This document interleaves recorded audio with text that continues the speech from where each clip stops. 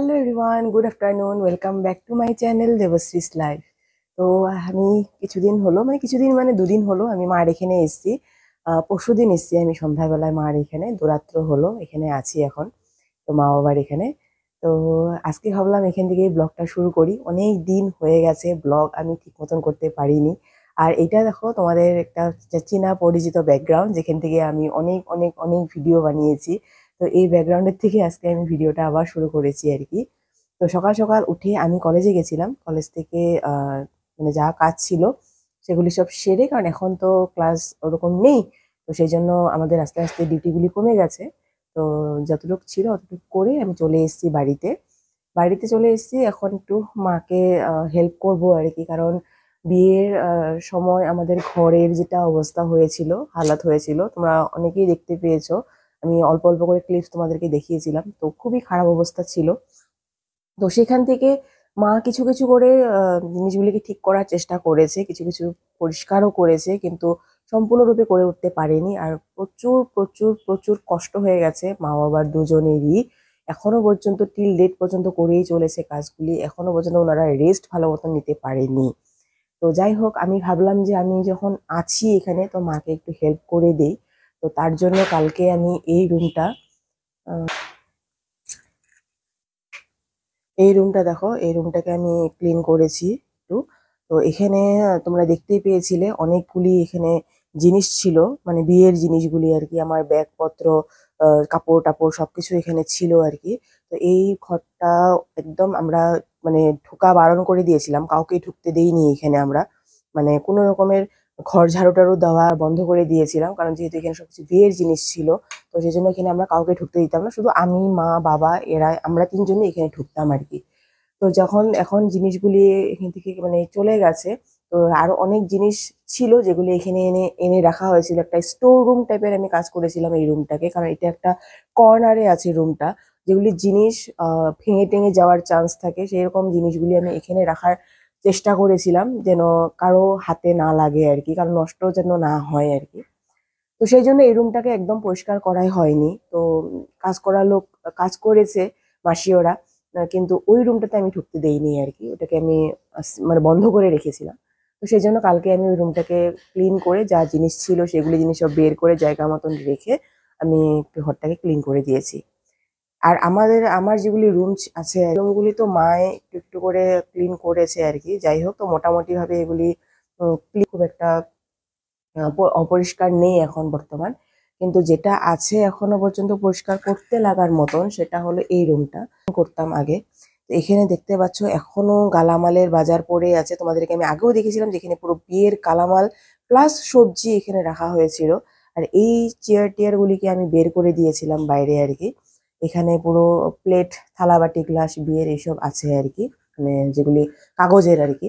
তো এই রুমটা এখনো পর্যন্ত ক্লিন হয়নি, খুবই অবস্থায় আছে এই রুমটাকে। তো আমি ভাবলাম যে এই রুমটাকে একটু দেখি, একটু ক্লিন করে দেই, কারণ এইভাবে ভালো লাগছে না দেখতে একেবারেই। এটাই আজকে এখানে করব। সকালবেলায় এসে তো আমাদের যে মানে কাজ করে আর কি মাসি, একজনকে রাখা হয়েছে, কারণ আমি নেই তো মা তো একা একা পারবে না, তো একজনকে রাখা হয়েছে। তো সে এসে কিছুটা কাজ করে গেছে আর একটা বাড়িতে কাজ করার জন্য। উনি আসবে আবার, তো ততক্ষণ পর্যন্ত আমি এই ঘরটাকে যতটা পারি আমি এটাকে ক্লিন করে নিব, তারপরে উনি এসে এটাকে মুছে টুছে মানে ঝেড়ে টেড়ে মুছে টুছে দিবে আর কি। সেটাই করব এখন।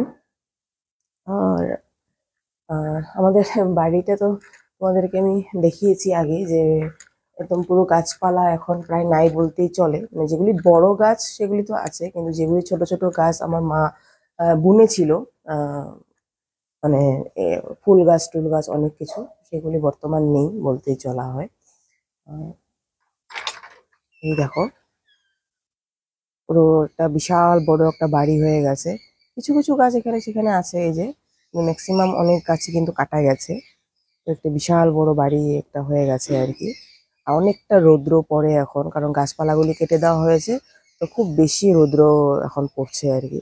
তো বেশ গরমও কিন্তু লাগে এখন, মানে রৌদ্র যখন ওঠে বেশ গরম লাগে। এই যে আজকে মা গেছে বেশিতে, স্নানে গেছে এখন। তো স্নান করে আসুক, তারপর মা রান্নাবাড়া পুজো দিবে, তারপরে রান্নাবাড়া করবে আর কি। তো আমি একটা মেলাতে গেছিলাম থেকে মাকে এই গাছটা আমি এনে দিয়েছি। এটা একটা জবা ফুলের গাছ, এই যে হাইব্রিড জবা ফুল। এটা একটা মানে আহ, এই ক্রিম কালারের জবাটা হয় আর কি এটা। তো এই গাছটা আমি এনে দিয়েছি মাকে। এখানেই মা এভাবে রেখেছে, কাছেই জল টল দিয়ে রাখছে আর কি। আমার বিয়ের প্রায় 16-17 দিন হয়ে গেল আর কি। এখনো পর্যন্ত কিন্তু মানে বিয়ের কাজের ঝুঁকিটা এখনো পর্যন্ত মা বাবার শরীর থেকে যায়নি। মা বাবা খুবই টায়ার্ড হয়ে গেছে একদম। কারণ নানান রকমের কাজ থাকে বিয়েতে রিলেটেড। আর আমাদের বিয়েটা একটু এলাহি করেই করা হয়েছিল আর কি আমাদের বাড়ির থেকে। তো সেজন্য মা বাবার কষ্টটাও একটু বেশি হয়ে গেছে আর কি। তো এইখানে দেখো আমি একটা মানে করেছিলাম যে আমার এরকম একটা কাপলস ফটো আর একটা সিঙ্গেল ফটো এরকম বাইরে আর কি এইভাবে এই ফটোটা আমার লাগানো হয়েছিল আর কি, ইসের সিঙ্গেল ফটো। এটা আমার ইসের ফটো, বলে জুরনের ফটো আর কি। ওরা যে আমাকে আশীর্বাদ করতে এসেছিল সেটার ফটো। এটা আমি এইভাবে লাগিয়েছিলাম বাইরে যে পোস্টার হিসাবে। আর একটা এটা হলো যে কাপলস ফটো, এটা পোস্টার হিসাবে লাগানো হয়েছিল। আর এই বারান্দাটা, পিছনের বারান্দা তোমরা দেখতে পেয়েছো, এই জায়গাটা কিন্তু এখনো পর্যন্ত ঠিক হয়নি। কারণ এই বাইরে একটা যে ঘর ছিল, ছোট ঘর, সেই ঘরের জিনিসগুলি এখানে এনে রাখা হয়েছিল। ঘরটাতে ভেঙে দেওয়া হয়েছিল, যেখানে পিছনে খাবারের ব্যবস্থা করা হয়েছিল। আর এই যে এখানে আলু দেখো, বিয়ের আলু সবকিছু এখানে, মানে এই বারান্দাটা এখনো পর্যন্ত ক্লিন করতে পারা যায়নি। তো আছে, অনেক কাজ আছে। তো এগুলি এখনো হবে না, কারণ ওই ঘরটা আবার বানাতে লাগবে বাইরে। তারপরে এই জিনিসগুলো এখানে শিফট করে তারপরে এটাকে আবার ক্লিন করা হবে আর কি। তো এই বারান্দাটাও আমি আগে কত মানে দেখতেই পেয়েছিলে, আগে কত চকচকা করে সুন্দর করে রাখতাম আর কি। এই আমার গাছগুলি, এগুলি গাছ তো তোমরা আমার ভিডিওতে অনেক দেখতেই পেয়েছো। তো এগুলি এখন স্মৃতি আর কি বলবো, এখানে আছে এইভাবে গাছগুলি। আমি এসেছি বলে জল টল দিয়েছি আর কি। তো ভাবছি একটু একটু করে ক্লিন করবো এগুলিও, যতটুকু পারা যায় আর কি। দেখা যাক কতটুকু পারি আমি কি করতে। তো একটু করে একটু একটু করে মানে মাকে একটু হেল্প করে দিই। তো তোমাদেরকে এই রুমটার আমি বিফোর লুকটা দেখিয়েছিলাম, আর এখন আফটার লুকটা আমি দেখাচ্ছি। দেখো, আমি পুরো জিনিসটাকে এখানে সেটেল করে দিয়েছি, সুন্দর করে সাজিয়ে দিয়েছি। আর এই জিনিসগুলিকে আমি পরিষ্কার করে একদম ক্লিন করে দিয়েছি। সোফাটাও আমি চেঞ্জ করে দিয়েছি, এদিকে দুটো সোফা এনে দিয়েছি। আর এইভাবে আমি আগে যেমন ছিল সেমন করে আমি সেটেল করার চেষ্টা করেছি। আর এখানে যে কভারগুলি ছিল, রাবারগুলি পাতা ছিল, সেগুলি আমি ধোয়ার জন্য দিয়ে দিয়েছি, ধুবো আর কি। এখানে ফিল্টারটাকে আমি এখানে সেট করি, কারণ ফিল্টারটা থাকে ওখানে। ওখানে যেহেতু কালামালা জিনিস কটা আছে, তো সেই জন্য ফিল্টারটাকে আমি এখানে দিয়েছি। এইভাবে আমি জিনিসগুলিকে একটু সাজিয়ে দেওয়ার চেষ্টা করেছি আর কি। দেখো, তো অনেকটা ক্লিন লাগছে কিন্তু রুমটা। যতটুকু পেরেছি কম সময়ের মধ্যে করার চেষ্টা করেছি, ভালোই লেগেছে আশা করছি।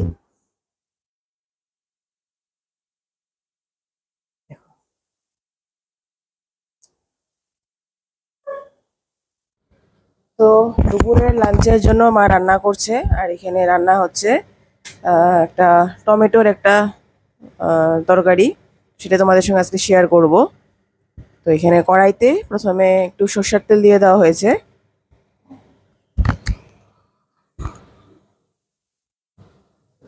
আর এখানে দেখো, এখানে আমাদের ঘরের ছোট ছোট টমেটো, টমেটোগুলিকে এভাবে হাফ হাফ করে কেটে নেওয়া হয়েছে। কাঁচা টমেটো, এগুলি একটু টক টক হবে আর কি সবজিটা।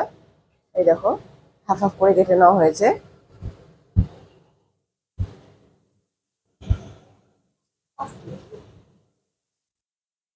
তো কড়াইতে তেল দিয়ে তারপরে দিয়ে দেওয়া হলো পাঁচফোড়ন। পাঁচফোড়নটা সোমবারে দিয়ে দেওয়া হলো, মানে ফোড়নে। এরপর অ্যাড করে দেওয়া হলো কিউব করে কেটে রাখা আলু। কিউব সাইজ করে কেটে নেওয়া হয়েছে, ছোট ছোট করে, দেখতেই পাচ্ছ। তো আলুটাকে একটু হালকা ফ্রাই করে নেওয়া হবে। চটজলদি যদি কোনো সবজি বানাতে লাগে, তাহলে পরে তোমরা এই রেসিপিটা ট্রাই করতে পারো। এখানে কিউব করে রাখা আলু আর কুচিয়ে রাখা সামান্য পেঁয়াজ দিয়ে দিলো।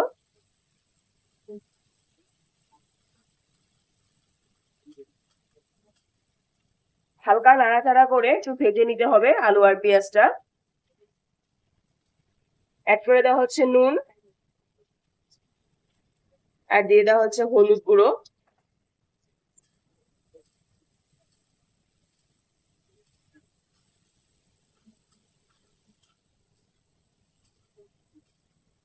অ্যাড করে দেওয়া হলো সামান্য জল আলুটা সেদ্ধ হওয়ার জন্য। আর এখানে বেটে রাখা হয়েছে সর্ষে, এটা কালা সর্ষে, একটা দুটো মরিচ দিয়ে বেটে রাখা হয়েছে। সর্ষে দিয়ে এই তরকারিটা রান্না করা হবে। যে যেরকম ঝাল দাও সেই হিসাবে তোমরা মরিচটা ব্যবহার করবে। আমরা কম ঝাল খাই তো সেই জন্য কম করেই মরিচটা মা দিয়েছে। তো আলুটা সেদ্ধ হয়ে যাওয়ার পর দিয়ে দেওয়া হলো কেটে রাখা টমেটো গুলি।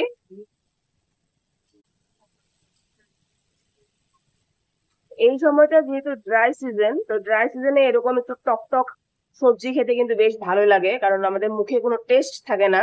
তো সেই জন্য এরকম টক সবজি দিয়ে ভাত খেতে কিন্তু বেশ ভালো লাগে। তো এটা কিন্তু ঢেকে দেওয়া হলো ভালো মতন সেদ্ধ হয়ে যাওয়ার জন্য, উইদাউট জল, জল না দিয়ে কিন্তু ঢেকে দেওয়া হয়েছে। আর মিডিয়াম সিমে এটাকে ঢেকে দেওয়া হয়েছে, যেহেতু একটু মজবে আর কি টমেটোটা, সেজন্য। ঢাকনাটা খুলে দেওয়া হয়েছে, দেখো টমেটো থেকে কিন্তু জলটা বেরিয়ে গেছে। তো এইভাবে টমেটোটা উইদাউট জলে কিন্তু সেদ্ধ হয়ে গেছে সুন্দর। আর এখানে সামান্য পরিমাণ জিরে গুঁড়ো আর সামান্য পরিমাণ লঙ্কার গুঁড়ো দেওয়া হয়েছে, সেটা আমি ক্যামেরাতে তুলতে পারিনি। তো একদম সামান্য পরিমাণেই দেওয়া হয়েছে টমেটো, কি লঙ্কার গুঁড়ো আর হলো জিরে গুঁড়ো। তো এতটা পরিমাণের গুঁড়ো দেওয়া হয়েছে, লঙ্কার গুঁড়ো আর জিরে গুঁড়ো এতটা পরিমাণে দেওয়া হয়েছে। তো দেখতে কিন্তু খুবই লোভনীয় হয়েছে আর টেস্টিও হয় এটা খুব খেতে। এত সুন্দর একটা কিন্তু ট্যাঙ্গি একটা ফ্লেভারের একটা গন্ধ এসছে আর কি। অ্যাড করে দেওয়া হচ্ছে সামান্য চিনি। তো এটা টক টক ঝাল ঝাল মিষ্টি মিষ্টি হবে তরকারিটা। তো এরকম ড্রাই সিজনের জন্য কিন্তু একদম পারফেক্ট তরকারি এটা। অ্যাড করে দেওয়া হলো সর্ষে লঙ্কা বাটাটা। সর্ষে বাটাটা দিয়ে সামান্য লাড়াচাড়া করে জল দিয়ে দেওয়া হলো। সর্ষেটা বেশি বাটলে তেতো হয়ে যাওয়ার চান্স থাকে ভাজলে, সেজন্য জল দিয়ে কষালে মানে বেশি ভালো হয়, টেস্টি হয়।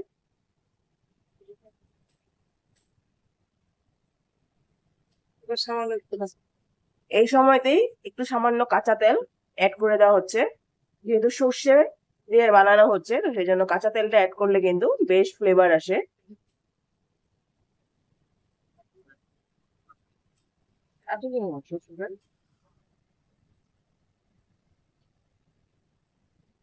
তো স্বাদ অনুসারে একটু লবণ অ্যাড করে দেওয়া হলো, একটু লবণটা কম কম ছিল, তো তোমরা একটু টেস্ট করে দেখে নেবে।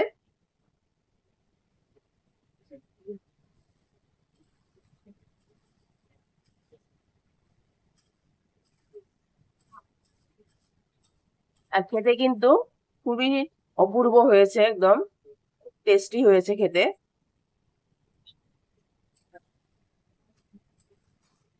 তো আজকে দুপুরের লাঞ্চে আছে এখানে আলু মাখা পেঁয়াজ দিয়ে, এখানে আছে পাতলা করে মসুর ডাল, এটা খুব টেস্টি হয়েছে, এটা গন্ধটা দারুণ হয়েছে, আমি গন্ধ শুনে বুঝতে পারছি ডালটা খুব সুন্দর হয়েছে।